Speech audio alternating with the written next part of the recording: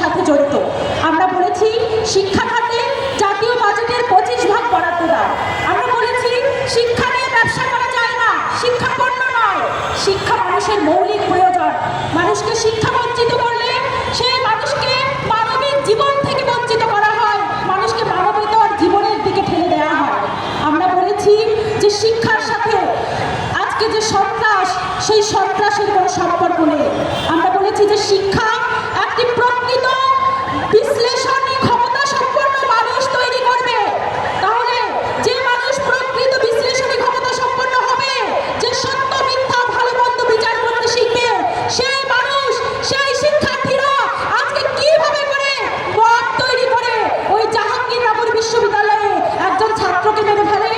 একজন প্রকৃত বিশ্লেষণী ক্ষমতা সম্পন্ন মানুষ যদি আজকে ঢাকা বিশ্ববিদ্যালয়ে তৈরি হয়ে থাকে, তাহলে কিভাবে করে ঢাকা বিশ্ববিদ্যালয়ে মব তৈরি করে একজন পথের মানুষকে মেরে ফেলা সম্ভব হয়?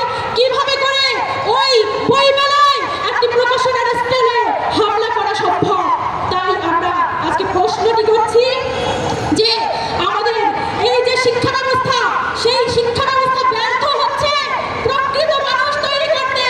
তাই সমাজতান্ত্রিক ছাত্ররা আমরা বলেছি যে সবার জন্য শিক্ষা এবং মানসম্পন্ন বিজ্ঞান ভিত্তিক সেকুলার শিক্ষার কথা আমরা বলেছি। বন্ধুগণ, তারা একদল আছেন যারা এই সেকুলার শিক্ষা শুনলেই তারা প্রশ্ন তোলে যে এটা নাকি মানুষের জন্য নয়। আমরা বলেছি যে সেকুলার হচ্ছে একটা ইহজাগতিক শিক্ষা। আমরা প্রত্যেক মানুষ তার আধ্যাত্মিক জীবন ভিন্ন ভিন্ন হবে, সে তার নিজের মতো করে চর্চা করতে হবে, কিন্তু ইহজগৎ সম্পর্কিত তাকে বস্তুনিষ্ঠ ব্যাখ্যা দিতে হবে, তাকে সত্য জানাতে হবে। শিক্ষার দায়িত্ব হচ্ছে ইহজগৎ যেন মানুষ সুন্দরভাবে পরিচালনা করতে পারে, সেই জন্য তাকে প্রকৃতভাবে ইহজগৎ সম্পর্কে ধারণাটা দিতে পারা। তাই আমরা একটা ইহজাগতিক শিক্ষার কথা বলেছি, আজ বলছি। বন্ধুগণ,